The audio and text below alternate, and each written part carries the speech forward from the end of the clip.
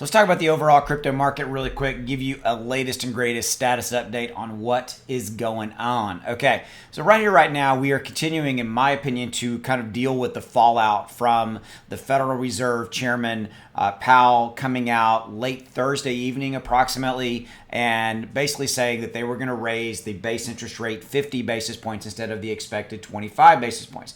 They're doing this in a capacity to try to deal with inflation, recession, all the fun things that are out there. Okay, so, and when the Federal Reserve makes a move, it impacts crypto, period. Okay, if you didn't know that, it absolutely does. Okay, by the way, if you haven't already done so, hit that subscribe button. We'd love to see you stick around and become part of the family and become part of the community.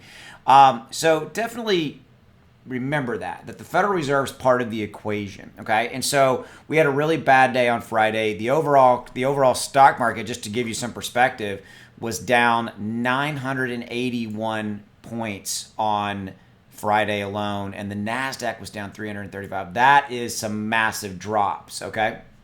And so this is all in direct correlation and direct relationship to this Federal Reserve scenario. Now, here's what's happened. He said he was going to do it Thursday night.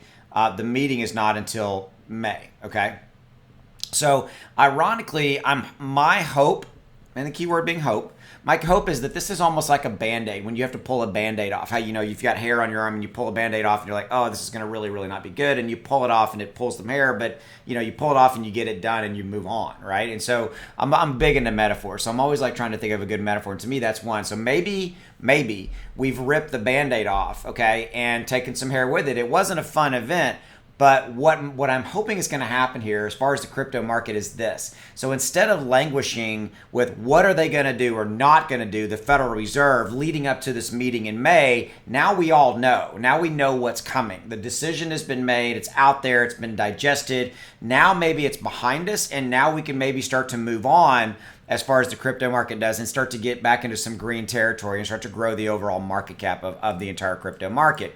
Okay, so we had Bitcoin and Ethereum drop below 40,000 and 3,000 respectively. Now, they held up really, really, really well, considering this was a pretty major blow to the stock market, crypto market, this Federal Reserve decision. Okay, so I'm keeping my eye on Bitcoin and Ethereum, and the key levels I'm watching on Bitcoin are 38,000, okay? 38,000. Keep your eye on 38,000. 38,000 is the next major support level that we don't want to drop below. If we go 38 and then if we go to 35, if we go below 35, we could be heading all the way to 30. Okay, don't really expect that. Don't see anything major catastrophic out there for us right here, right now, as it relates to Bitcoin. So, but remember, Bitcoin and Ethereum drive the entire market. Their combined market cap, these numbers right here, make up over, approximately 60, 70+% of that number, okay? So, of the overall market cap. So, heck yeah, Bitcoin and Ethereum drive it. So, basically the same thing can be said for Ethereum, right? I'm looking at 2750, 2800, and then 2500 is my next major support level below that. We don't want that to happen. We want Bitcoin and Ethereum to stay kind of where they're at, get back into some green days and move back up, obviously, right? And everything else has been just as a direct corollary of that. But if you look at, in the top 100, the number one out there is Steppen. It's been around there for a while. It's interesting how it continues to do that. Seven days up 40%.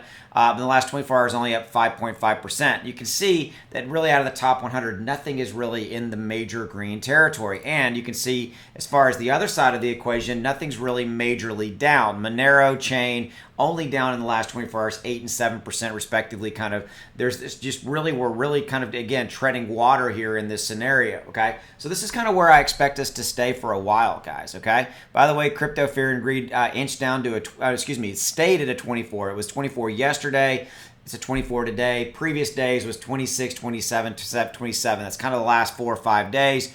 This is where we're at, okay? So I'm going to keep my eye on it for you. If you haven't already done so, hit that subscribe button. We'd love to see you become part of the community. Lastly, if you're interested and been thinking about setting up a retirement account, basically using before tax dollars, a Roth, a SEP, or a traditional IRA, then you might want to check this out. There's a link down below. It's a referral link to iTrust Capital. Okay, if you use my referral link, it's free for you to set up an account. And if you fund the account, iTrust will give you $100 into your account for you.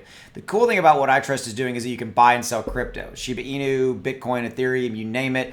Oh, by the way, gold and silver if you wanted to. Really, really cool. Low transaction fees. This is the company I use myself. Would love to see you become part of this if you're interested in that, and it's a referral situation. All right, so that's what I got for you.